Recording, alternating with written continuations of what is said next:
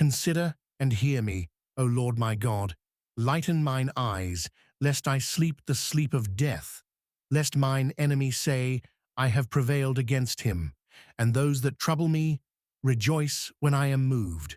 Psalm 13, 3, 4. David shifts from complaint to petition. The questions stop, and direct requests begin. This transition marks a crucial movement in prayer, from expressing pain to seeking divine intervention. The psalmist moves beyond describing his problems to asking for specific help. Consider and hear me, O Lord my God, contains two urgent appeals. Consider means to look carefully and pay attention. David wants God to examine his situation with divine scrutiny.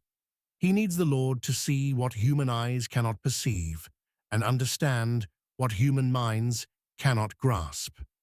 The word "hear" requests more than acknowledgement.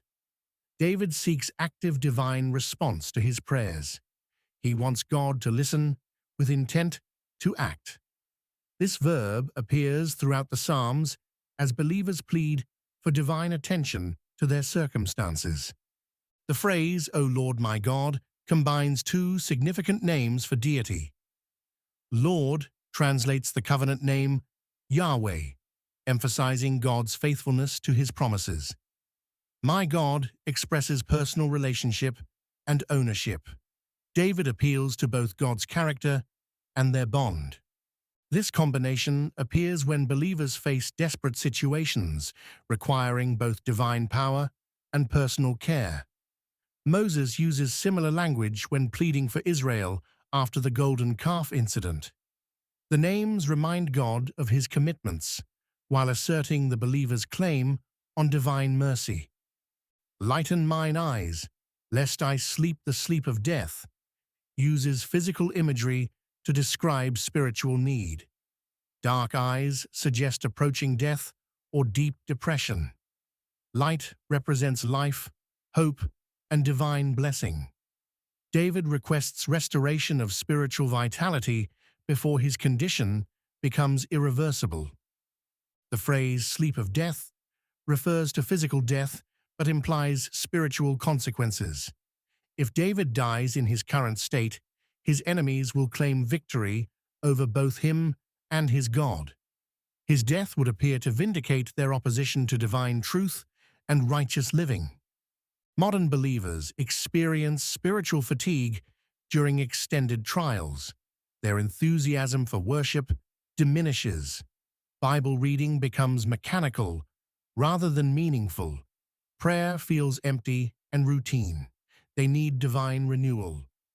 The request for enlightened eyes also suggests the need for a divine perspective on current circumstances. When believers see situations from God's viewpoint, their understanding changes. Problems that seemed overwhelming become manageable. Enemies that appeared victorious prove temporary. Verse 4 reveals David's concern about the testimony his defeat would provide. The phrase, "Lest mine enemies say, I have prevailed against him," shows awareness that spiritual warfare extends beyond personal consequences. His failure would encourage those who oppose God's kingdom. The enemy's claim of victory would suggest that rebellion against God succeeds while faithfulness fails. This false conclusion would damage divine reputation and discourage other believers.